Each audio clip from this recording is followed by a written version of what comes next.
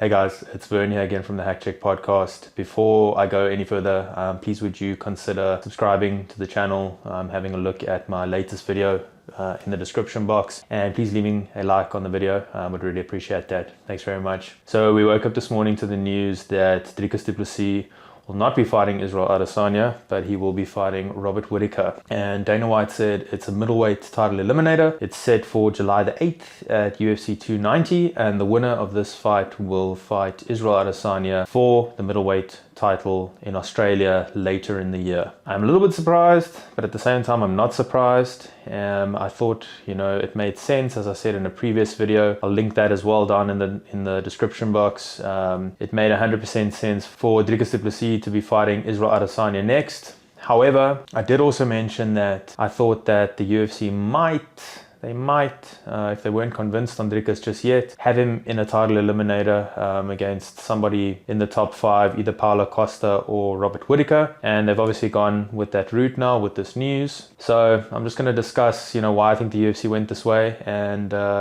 thoughts on the fight a little bit as well. So, like I said, I am surprised because, as I said in a video, previous video that I made, Dricus Du Plessis versus Israel Adesanya made a whole bunch of sense. I'm not going to go into that anymore. But I did feel, and reading comments on my posts, people thought that, especially the people that didn't know Dricus that well, thought that Dricus needed to prove himself first against somebody like Robert Whittaker or Paulo Costa before he got a chance at Israel Adesanya. So there were 3 possibilities for the UFC. You either gave Dricus the title shot, you gave someone else in the top 5 the title shot, or you made a title eliminator just like they did now. The first scenario, you give Dricus the title shot. A lot of fans were calling for that. Maybe not the majority of fans.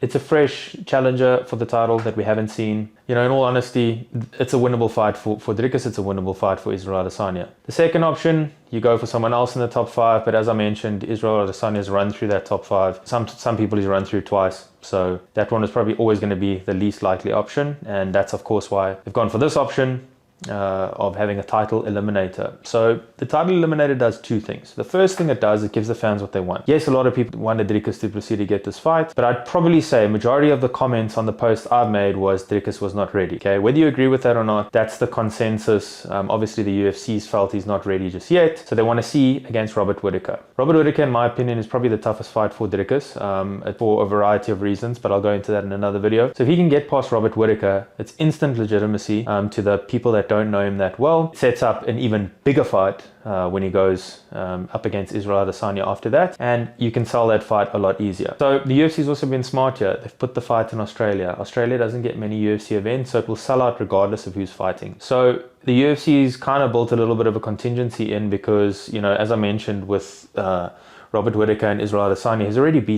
Adesanya has already beaten Robert Whittaker twice. So it's really hard to sell that fight a third time. But Robert Whittaker fighting out of Australia, if he wins against Dricus Du Plessis, and he probably will be a favorite to win, but if he wins, you now have a local hero that's fighting. It's Australia versus New Zealand, it's in Australia. So it's a win-win situation again for the UFC. If Dricus Du Plessis wins, it's a big event. The UFC is obviously going to win either way.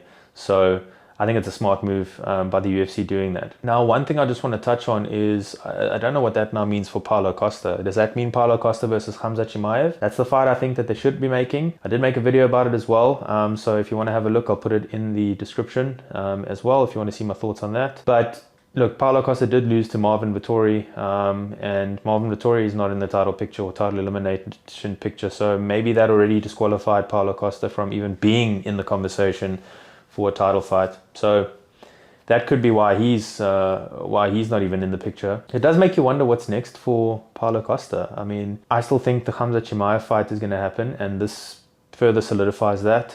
My thoughts on that fight, if you guys want to have a look, it is in the description box, so please give that a look and see what my thoughts are. And yeah, look, this fight, as I say, Robert Whittaker is probably the toughest fight for Dricus Du Plessis in the top 5. I think if he fought Israel Adesanya, there's weaknesses in Israel Adesanya's game. The thing that Israel Adesanya does well will be more dangerous for Dricus, but I think Robert Whittaker has more things that are dangerous for Dricus, if that makes sense. So it's an interesting fight. One thing I can say, guys, Dricus Du Plessis, if you've watched him throughout his career, always rises to the occasion.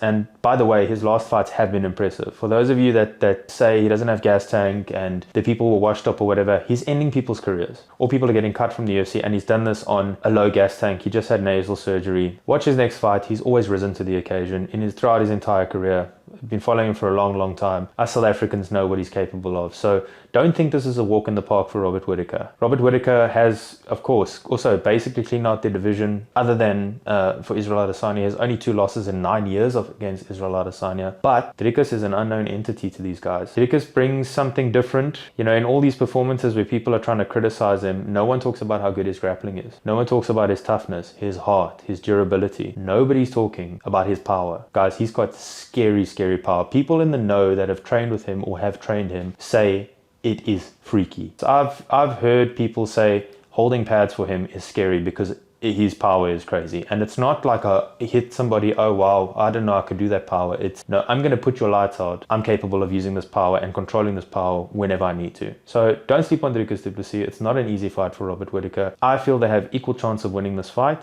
Robert Whittaker probably will be the betting favorite. But I'm going to back my boy, Dricus. I think Dricus is going to get it done. I don't know how. You know, either Dricus is going to grind out a victory by decision, or I think he's going to knock him out. You know, it's going to be interesting to see what the size difference is because Dricus is huge. He is huge at 185. I would not be surprised either way this fight goes. So I'm backing Dricus, but if Robert Whittaker wins this fight, it would not surprise me.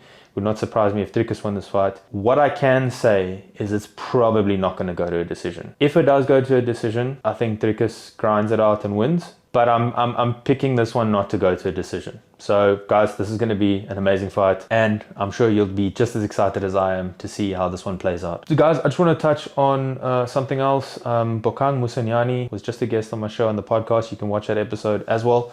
I'm going to put the link in the description. Amazing performance. We got a unanimous decision against Hiroba Minowa at ONE FC actually today. So if you guys haven't seen that, please go have a look at that. I think he should be fighting for a title next in ONE FC. For the South African fans, it's him and Dricus and Cameron and Don Madge all in the mix now to try to win that, be the first South African to win gold in a major organization. So if you guys didn't manage to watch the fight of Bokang Musanyani versus Hiroba Minowa, I will also link that in the description.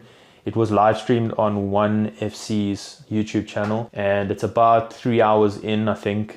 So yeah, if you guys want to watch that, ultra impressive performance for BK. As we said, BK, you're gonna have a solid performance. You're gonna get the job done. You're gonna have a title shot next, and I can't wait to see you fight for the title. Well done, BK. So let me know what your guys' thoughts are on Dricus Du Plessis fighting Robert Whittaker, and what you think this means for Paulo Costa, Hamza Chimaev, the rest of the top 5, as well as what you guys think about Bokang Musanyani's performance at ONE FC. And thanks for watching. So thank you guys so much for watching. I really do appreciate the support. Please have a look at my latest episodes and latest videos in the description box below. And please like, comment, share, subscribe, and keep supporting the channel. It really does help me a lot. And catch you guys in the next one.